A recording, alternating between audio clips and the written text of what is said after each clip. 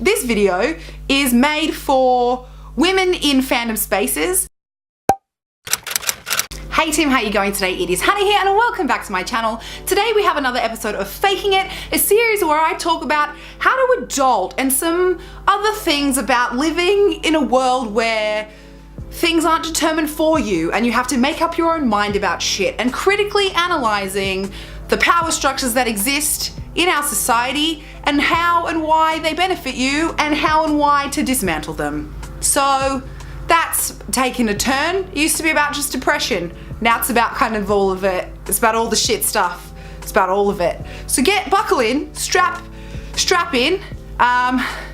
Yeah, get ready for it because this one's a good, Before we get started guys, don't forget to subscribe to my channel if you haven't already. I do bring out new videos every Monday, Wednesday and Friday, and click the like button if you are in any of the fandoms because I've been in lots. Let me know in the comments below which one you're in and maybe we can chat about it because still, look, I am dead inside, but I'd love to hear your opinions on fandom. So in today's episode of Faking It, I wanted to talk about the difference between being in a fandom as a woman and what it was like growing up in fandom and the way that our society treats men who like sports and how they're same but different, guys. Same but different. I don't talk about this much. I don't know if you know this about me, but I grew up very heavily in fandom. I'm 28, I've been in fandom since maybe I was 14 or 15. It's been a long road for me. Yes, I used to write fan fiction. I probably would write fan fiction again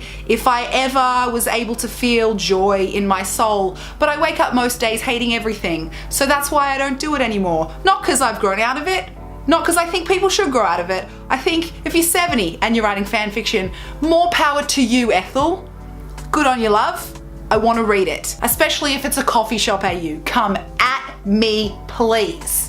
Am I right? So if you are young and you've only been in fandom for maybe the past 3 or 4 years, you might not realize that it didn't used to be cool to be really obsessed with actors in TV shows, and there weren't conventions where the people who created the show celebrated your input and your desire to be a part of the audience. There was a time where being in fandom was shameful, and creators of shows used to send lawyers to get you, and they would send cease and desist letters, and they would distance themselves from the fandom and treat you as if you were some kind of pariah because you had the audacity to enjoy their show.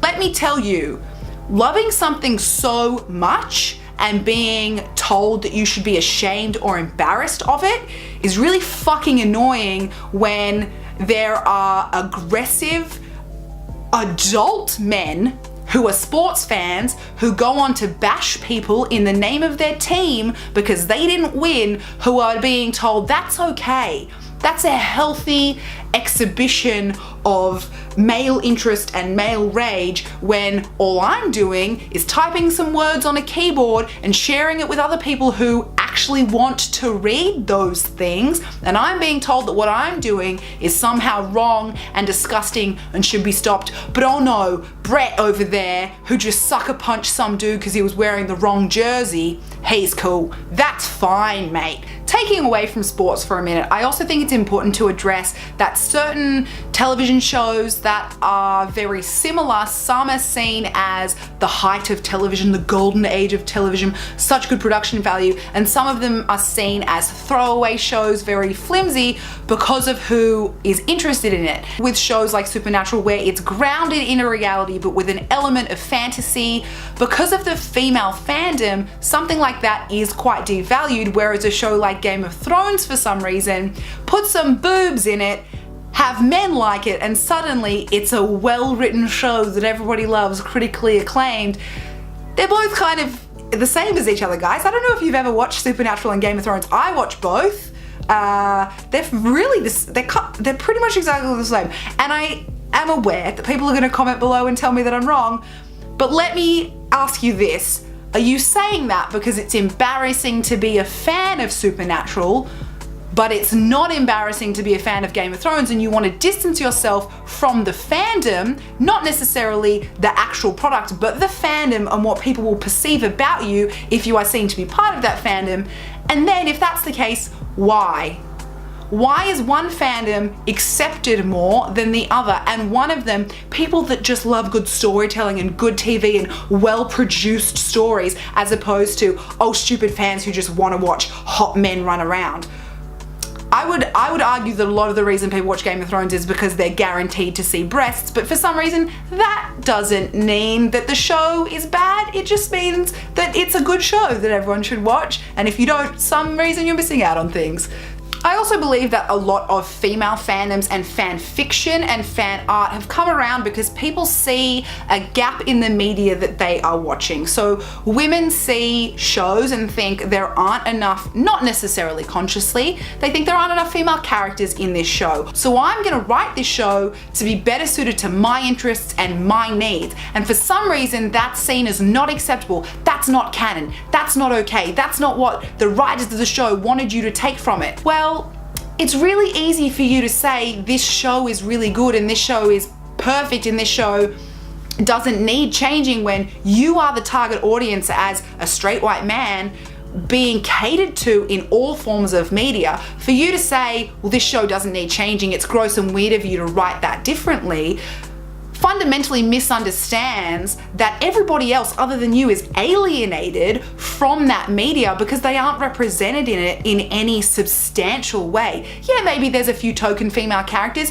Yeah, maybe there's a few token people of color. Usually one black guy, never really any Asians, definitely no indigenous people of whatever country it is that the show is set in. Those people are seeing a gap in that media, and that's why they're creating that media. And for you to decide that the people in fandom who are rewriting these stories to be more inclusive, to make more people feel better about themselves, are somehow wrong because you don't see the need for that, really highlights your privilege. And I think it's kind of sad to say, oh, you don't like that? Well, go create your own. Guess what?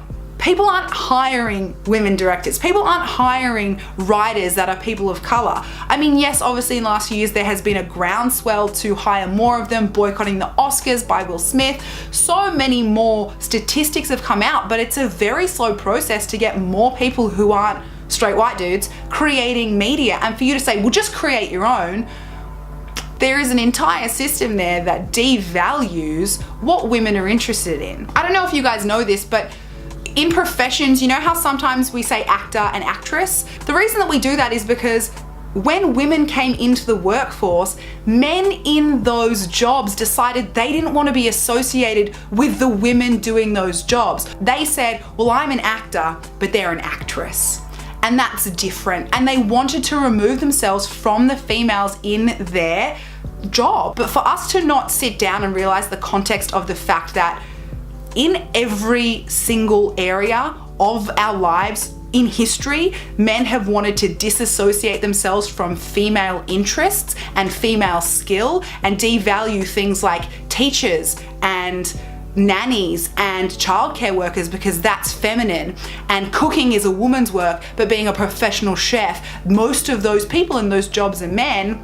For some reason, that's an interesting dichotomy, don't you think? That when men do a woman's job, they do it well and they can be professionals. But when women do a men's job, we have to disassociate ourselves from that with language. Pulling this back to my original point is that I think that the reason fandom is undervalued is simply because the majority of people in fandom and creating fan works are teenage girls. Maybe it's more of a split between more vocal teenage girls and the quiet older people on the edges, because I'm still in fandom and I'm old. I just don't get into like the drama and the flame wars anymore. That's not my deal. I don't want to be doing that. I'll sip my tea over here, thank you very much. But because the majority of vocal fans are teenage girls, that's fundamentally why fandom is undervalued in our society as opposed to something like sports. When you say, oh, well, we're allowed to like sports because the men that play those sports, they're talented and we're just celebrating their talent. What is fandom about that isn't celebrating great writing, great storytelling, great acting, good producing, sound mixing, whatever it is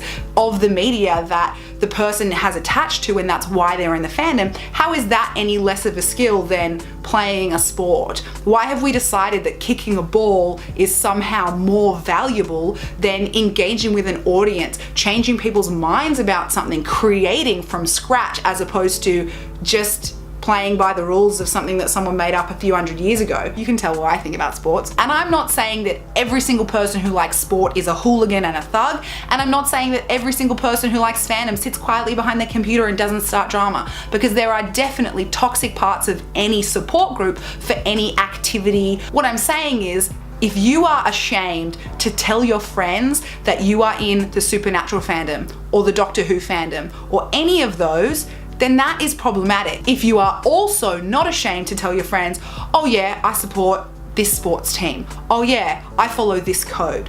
Because one of them is socially acceptable and one of them is not. So I'm not trying to tell you guys what to do or what to like or what to be a fan of, but I will leave you with this. Why is it that a certain group's interests are valued more highly over a different group's interests, and what the difference is between those groups and what power structure that might play into in our current society, so that you can dismantle your own preconceived notions about why fandom is bad and why it's embarrassing to be a part of a group of people who just like things a lot. Thanks for watching, guys. That is it for this episode of Faking It. I will see you guys next time. And don't forget to click the notifications bell so that every single time I upload a new video, a basketball will come flying through your window and smack you in the face to let you know I've uploaded a new video. Because that's the thing. I don't know how to finish that sentence. Why does that keep happening to me? Where I start talking and I don't know what I'm going to say at the end.